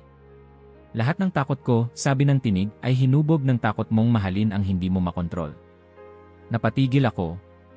Para akong sinampal sa katotohanan. Hindi paniniwala ang kinatakutan ko noon. Pagmamahal. Ang uri ng pag-ibig na hindi mapapatunayan sa eksperimentong siyentipiko. Ang uri ng pag-ibig na hindi matutumbasan ng formula.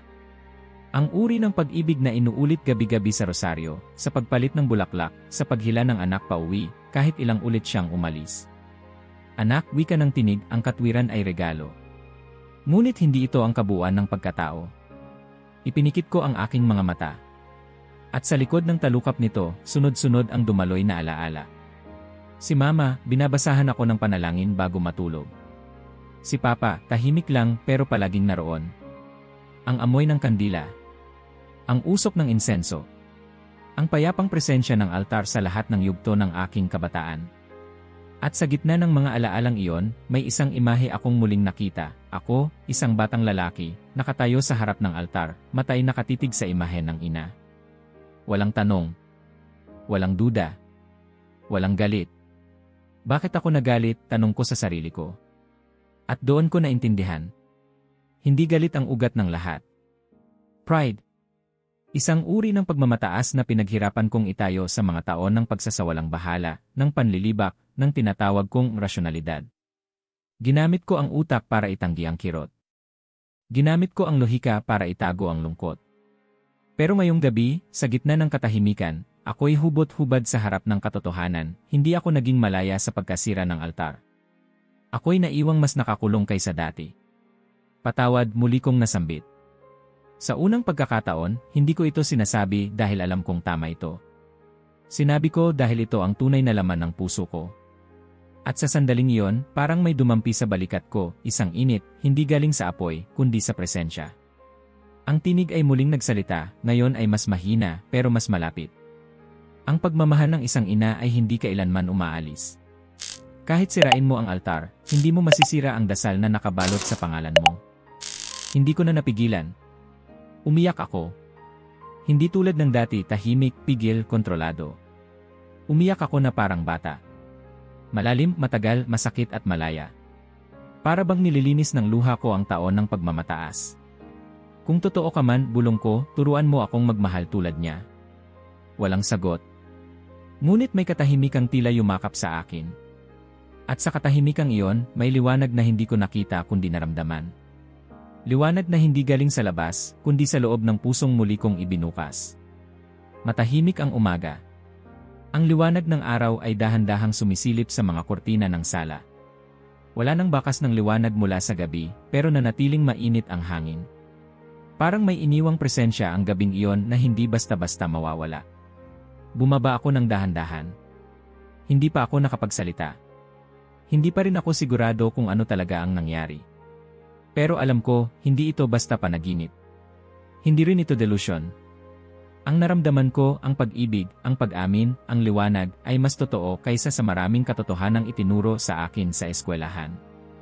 Naabutan ko si Mama sa kusina. Nakasando pa siya at nakapalitina ng simpleng palda. Nakatalikod habang nagkakape, tila walang kamalay-malay na ang anak niyang minsang sumira sa kanyang puso ay tahimik na nakatayo sa pintuan, bit-bit ang tanong na matagal na niyang hinihintay marinig. Mama ni. Bumaling siya. May pag-aalala pa rin sa mga mata niya na agad napalitan ng pagkabigla nang makita ang ekspresyon ko. Anak, ayos ka lang ba? Hindi kita narinig bumaba kagabi. Lumapit ako. Naupo sa bangko sa harap niya. Hindi ako nagsalita agad. Inabot ko lang ang kanyang kamay. Malamig ito, siguro dahil sa tasa ng kape. Pero ang hawak niya ay matatag. Parang ina na walang iniwan kahit ilang ulit na akong nawala. Mama, simula ko may kailangan akong hilingin. Tumigil siya. Binitiwan ang tasa. Napalunok. Hindi ko siya kailanman nakita ng ganoon, sabik, natatakot, umaasa. Hindi ako magpapanggap, patuloy ko. Hindi ko masasabi na naniniwala na ako sa lahat ng bagay na pinaniniwalaan mo. Hindi ko rin alam kung kailan ko mararating ang puntong yon. Pero gusto kong maintindihan. Muntik na niyang mabitawan ang tasa. Gusto kong matutunan kung bakit ka nananalig. Hindi para kontrahin. Hindi para ipaliwanag. Gusto ko lang makinig. Napaluha siya. Hindi iyak ng hinagpis. Kundi ng pananampalatayang sa wakas, tinugon. Anak ko, sambit niya, halos bulong, ito lang ang lagi kong dasal gabi-gabi. Hindi na bumalik ka. Hindi na maniwala ka. Kundi na pakinggan mo kung bakit ako naniniwala. Salamat, anak, salamat. Doon nagsimula ang paglalakbay na hindi ko inakalang tatahakin ko. Kinabukasan, habang nag-aalmusal kami, inabot ni Mama ang isang maliit na kahon. Binuksan niya ito sa harap ko. Nandoon ang mga lumang rosaryo, medalyon at larawan. Hindi niya agad ipinaliwanag. Isa-isa niyang inilabas ang mga ito na parang alaalang muling isinilang. Ang rosaryong ito, anya, ay kay Inang Felipa, lola ng lola mo. Ginamit niya ito sa panahon ng digmaan. Sinabing ito raw ang nagligtas sa kanya sa putok ng baril. Hindi ko alam kung totoo yon, anak. Pero ang alam ko, dito siya kumapit nang walang-wala na siyang ibang hawak. Hinawakan ko ang rosaryo. Mabigat sa kamay, malamig. May kakaibang pakiramdam, parang may laman ng kwento sa bawat butil. Bakit mo ito pinaniniwalaan, Mama? Tanong ko, hindi mapanlait, kundi malumanay. Hindi dahil sa rosaryo mismo, sagot niya. Kundi dahil sa panalangin na dumaan sa bawat butil. Mga panalangin hinabi sa panahon ng gutom, pangamba, pagkawala. Ang pananampalataya namin, anak, hindi ito katang-isip. Bunga ito ng mga luha. Tahimik ako. Araw-araw mula noon, inaalalayan ako ni Mama sa isang uri ng pag-aaral na hindi ko akalain ay magiging mahalaga sa akin. Hindi siya nagturo sa paraan ng mga teologo. Wala siyang ginamit na doktrina. Ang lahat ng aral niya ay nakabalot sa buhay, sa kwento ng pamilya, sa dasal ng mga lola, sa pakikipaglaban sa depresyon, sa pagsisindi ng kandila tuwing gabi. Anak, sabi niya minsan habang nililinis namin ang altar, hindi mo kailangang sumampalataya agad. Pero kung tunay mong gustong maintindihan, kailangan mong ibaba muna ang mga sandata mo. Ano ng sandata? Tanong ko. Yung panlalait. Yung pangungutya. Yung mas marunong ako na tinig sa utak mo. Kasi ang pananampalataya, hindi siya pumapasok sa pusong pinig. Dahan-dahan, sinunod ko siya. Pinayagan kong makinig.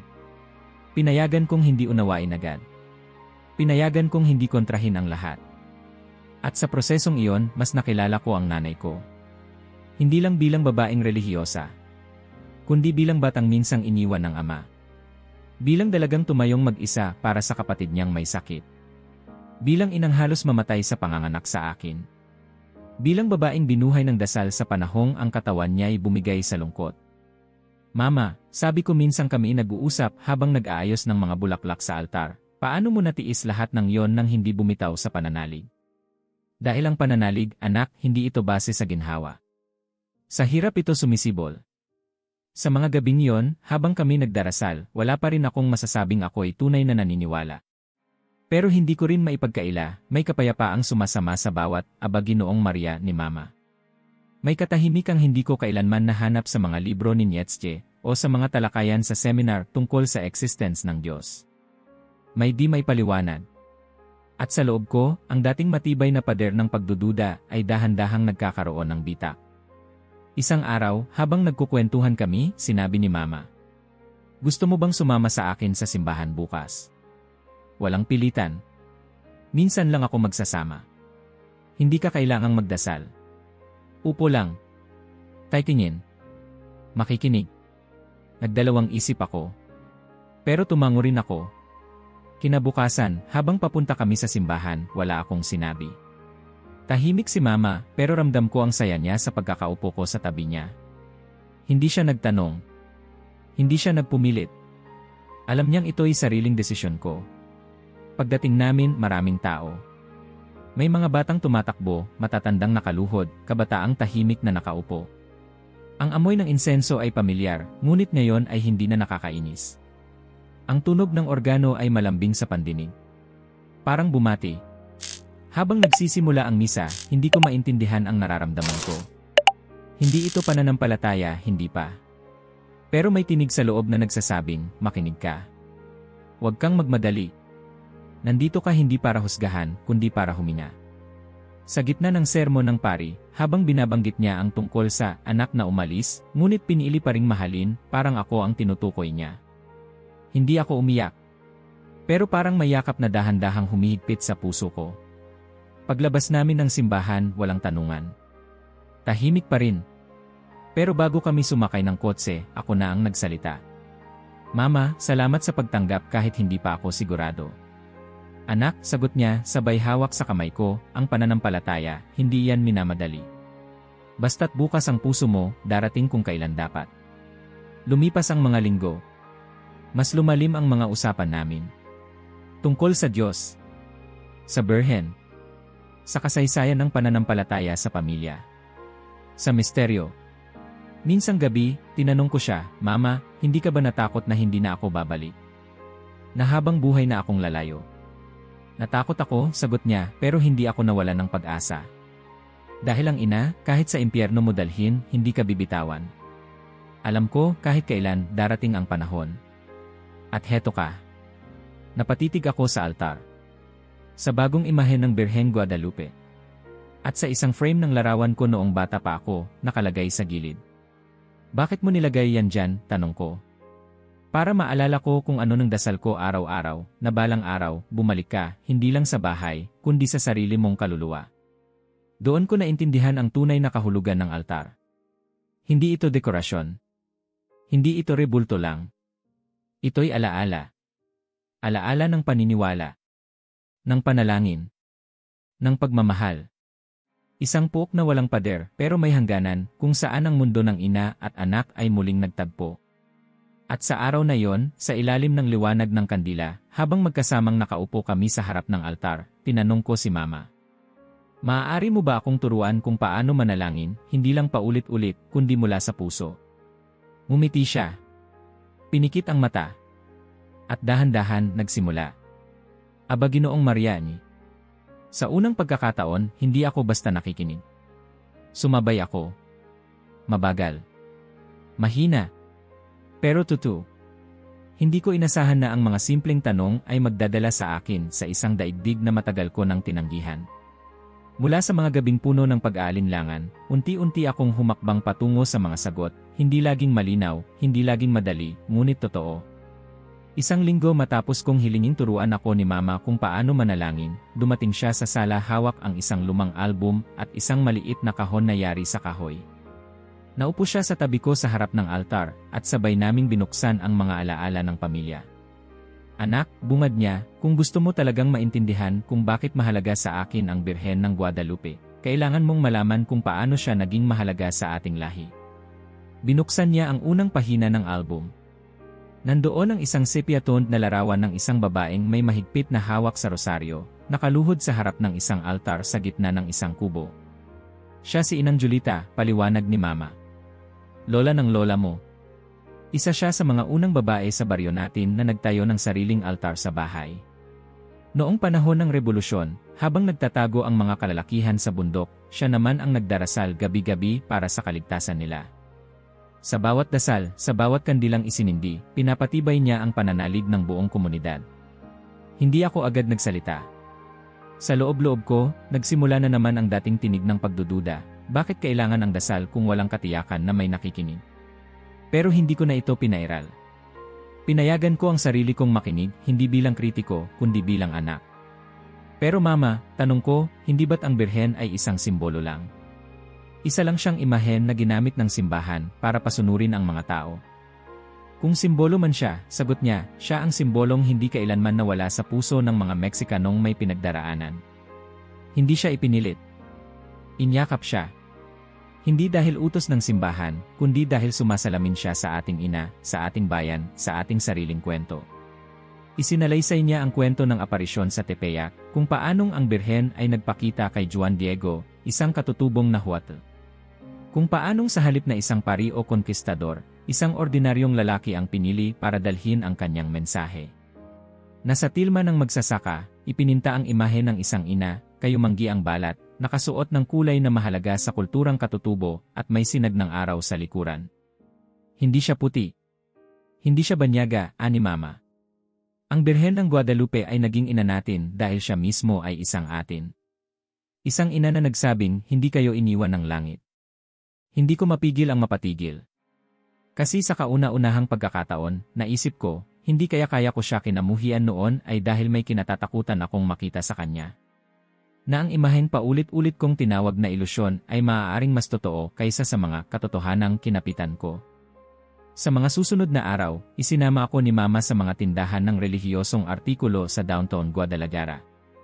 Hindi para bumili, kundi para ipakita kung paano sa bawat rosaryo, sa bawat estampa, ay may kwento. Alam mo ba, sabi niya habang tinuturo ang isang antike na estampa ng Guadalupe, noong panahon ng cholera epidemic, ito ang bitbit ng mga manlalakbay.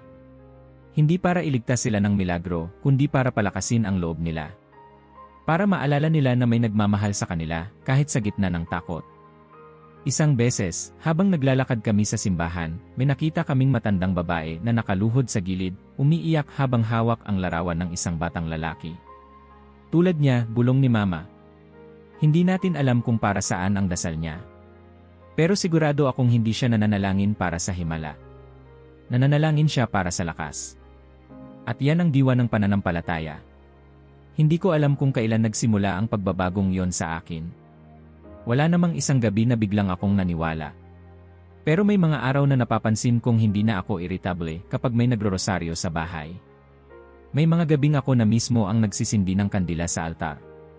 Hindi dahil hinihingi ni Mama, kundi dahil gusto kong maranasan ang katahimikang dala nito. Minsang gabi, habang nakaupo kami sa sala, tinanong ko siya. Paano mo nasisiguro na may nakikinig sa lahat ng panalangin mo? Ngumiti siya. Hindi ko alam kung may nakikinig sa paraan ng siyensya. Pero alam kong may sagot, anak. Hindi palagi sa paraang gusto natin. Minsan, sa katahimikan. Minsan, sa pagbabago ng puso. Minsan, sa mga anak na bumabalik. Walang sermon. Walang pilit. Pero sa mga salitang yon, parang may pinto sa puso kong binuksan. Ang relasyon namin ni Mama ay lalong naging malapit. Hindi lang dahil sa altar, kundi dahil sa pagbubukas ko sa kwento niya. Sa dasal niya. Sa pananampalatayang pinili niyang isalin sa akin, hindi sa pamimilit, kundi sa pagmamahal. Naging usapan na namin gabi-gabi ang kasaysayan ng pamilya. Kung paano si Lolo Roberto ay nagdasal noon para sa kaligtasan ng sakahan nila sa panahon ng tagtuyot. Kung paano si Tita Corina ay nagsindi ng kandila sa kapilya noong naaksidente si Kuya Mateo. Ang bawat istorya ay puno ng pananampalataya, hindi palaging nabigyang katuparan ang dasal, pero laging may kapayapaan. Dahil doon ko nakita, hindi resulta ang sukatan ng pananampalataya. Kundi kung paano ka mananatiling matatag kahit walang kasiguraduhan. Sa gabing iyon, habang nagsisindi kami ng kandila sa altar, tinanong ko si Mama. Mama, sa tingin mo ba matagal na akong tinatawag ng Birhen, pero pinipili ko lang na hindi pakinggan? Tumingin siya sa akin, nangingilid ang luha, pero may ngiti sa kanyang labi. Anak, ang Birhen ay hindi kailanman tumitigil sa pagtawag. Pero ang puso, kailangan munang matutong tumahimik bago makarinig. At tumahimik ako. Sa unang pagkakataon, hindi bilang reaksyon, kundi bilang panalangin. Ilang buwan matapos kong simulang kilalanin ang pananampalataya ni Mama, isang gabing hindi ko inaasahan ang bumungad. Habang nag-aayos ako ng mga lumang aklat sa lumang estante sa kwarto ko, natisod ako sa isang luma at manipis na buklet, katekismo para sa mga nagsisimula. Binuksan ko ito ng may pag-aalinlangan. Ang mga pahina, dilaw na sa tagal, may mga sulat kamay pa ni Mama sa gilid, mga tanong, underline, marka ng tanong sa tabi ng, bakit may kasalanan ang tao kung nilikha siyang malaya? Umupo ako sa gilid ng kama, pinipigilan ang sariling tawanan ang sarili ko. Pero sa halip na isara, tinuloy ko ang pagbabasa. 1, 2, 3 pahina. Hindi ko na malayang umabot na ako sa kalagitnaan, at may bahagi sa akin na tila may kinikiliti sa ilalim ng balat, hindi aliw, kundi pagkadising. Kinabukasan, habang nag-aalmusal kami ni Mama, inilapag ko sa mesa ang buklet. Mama, sabi ko, paano ba ako pwedeng magsimula ng mas formal? Yung hindi lang nakikinig. Gusto ko matutong lumakad sa pananampalataya, hindi lang tumingin sa gilid. Hindi siya agad nagsalita. Titig na titig siya sa akin, hawak ang kanyang tasa ng kape. Pagkatapos ng ilang segundo, bumitiw siya ng malalim na buntong hininga at mumiti. Ito na ang matagal ko nang pinagdadasal, sabi niya sabay hawak sa kamay ko. Anak, kung bukas talaga ang puso mo, baka panahon na para simulan mo ang katekimenado. Kate ano? Katekimenado, ulit niya. Ito ang proseso ng paghahanda para sa pagtanggap ng sakramento. Isang paglalakbay ng pananampalataya, hindi sa pilitan, kundi bukal sa loob. May mga aralin, retreat, dasal, pagkilala sa sarili at sa Diyos. Isa itong daan ng pagsisiyasat, hindi ng pagpilit. Nagkibit balikat ako. Kung maglalakad ako, gusto kong marinig lahat ng hakbang. At sa parehong linggo, nagsimula ako. Isinama ako ni Mama sa parokya kung saan siya matagal ng kasapi. Doon, ipinakilala ako sa isang pari, si Padre Miguel, matanda na, may mabagal na hakbang, ngunit matalim ang mga mata, parang nakikita ka hanggang sa loob. Bakit mo gustong pumasok sa ganitong landas? Tanong niya sa unang pagkikita namin, tuwid ang tingin. Hindi ko masasabing naniniwala na ako. Pero alam kong may nabuksan sa loob ko na hindi ko pwedeng baliwalain. Gusto kong maintindihan. Hindi para magpakitang tao. Para sa sarili ko. Tumango si Padre Miguel. Iyan ang tamang dahilan. Huwag kang matakot sa tanong. Maging tapat ka sa paghahanap. Ang Diyos ay hindi natatakot sa mga nagdududa, pero naghahanap siya ng bukas na puso. Mula noon, tuwing Huwebes ng gabi, sumasama ako sa mga sesyon kasama ang iba pang mga adult catechumen. Sa umpisa, tahimik lang ako. Pinapakinggan ang mga kwento nila, may mga dating drug addict, single mothers, dating preso, kabataan na galit sa mundo. Iba-iba ang pinagdaanan, pero pare-parehong naghahanap. Ang bawat sesyon ay hindi basta lecture. Para siyang mirror na unti-unting inilalapit sa sarili mo. Sa bawat aralin tungkol sa kasalanan, grasya, pagmamahal, kapatawaran, hindi ko maiwasang makita ang sarili kong lumang anyo. Ang mayabang. Ang mapagmataas. Ang anak na sumipa sa altar ng sarili niyang ina. Isang gabi, habang binabalikan namin ang talinhaga ng alibughang anak, napaiyak ako sa gitna ng klase. Walang humusga. Sa halip, inilapit ako ni Sister Paula, isang madre na kasama sa programa, at niyakap ako ng mahigpit. Bumabalik ka sa bahay ng ama, bulong niya. Wala akong nasabi. Dahil alam kong totoo. Hindi naging madali ang landas. May mga gabing gusto ko nang tumigil, lalo na kapag tila wala akong nararamdamang koneksyon. Parang walang sagot sa mga tanong ko. Pero sa bawat pagod, naroon si Mama, tahimik lang. Hindi nagtutulak, hindi nagtutulak. Naghihintay. Nagsisindi ng kandila sa altar, dumadasal. Isang linggo bago ang isang retreat sa labas ng syudad, kinausap ako ni Mama habang naglalakad kami sa palengke. Anak, sabi niya, kung dumating ka man sa puntong hindi mo na kayang ituloy, tandaan mo, hindi ka kailanman nag-iisa. Tinutukso mo ba ako, biro ko? Ngumiti siya. Hindi. Paalala lang. Dahil kahit kailan, hindi ka iniwan ng langit. Dumating ang retreat. 3 araw sa isang tahimik na bahay dalanginan sa bundok. Walang cellphone. Walang internet. Doon ko naranasan ang isang uri ng katahimikan na hindi ko kailanman naranasan sa lungsod, yung tahimik na tumatagos, yung tila tinutunaw ang kapal ng yabang mo. Isang gabi, habang nag-adorasyon sa harap ng ostya, napatulala ako. Hindi ko alam kung dahil sa pagod, sa kapaligiran, o sa kung anong bagay na hindi ko maipaliwanan. Pero sa gitna ng katahimikan, tumulo ang luha ko. Hindi dahil sa lungkot. Hindi dahil sa saya.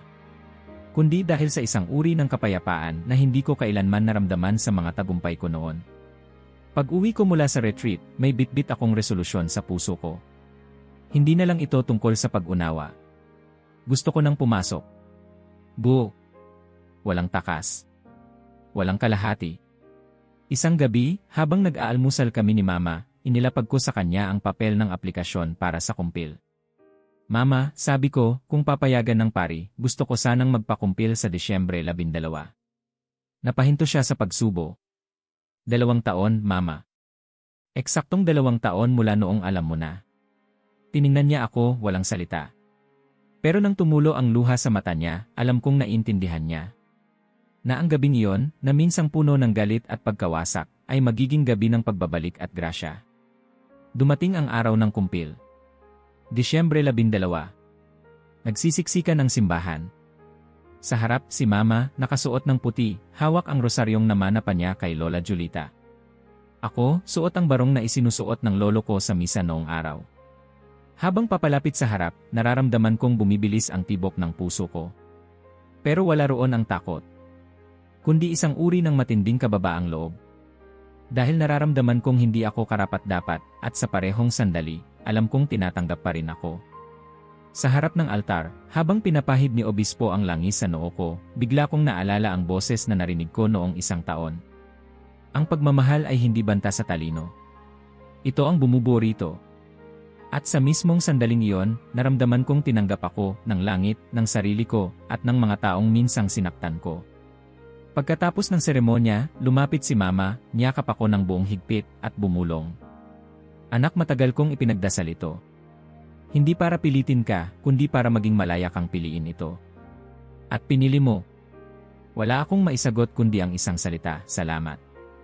Hindi ko alam kung para kanino ang pasasalamat na yon. Para kay Mama.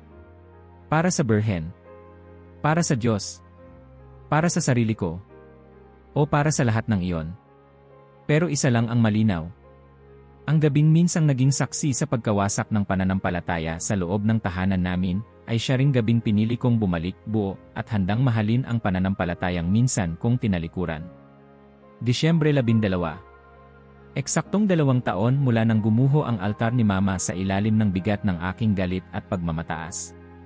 Ngayon, sa parehong petsa, ang liwanag mula sa altar ay hindi galing sa kandila kundi sa loob ng puso ko.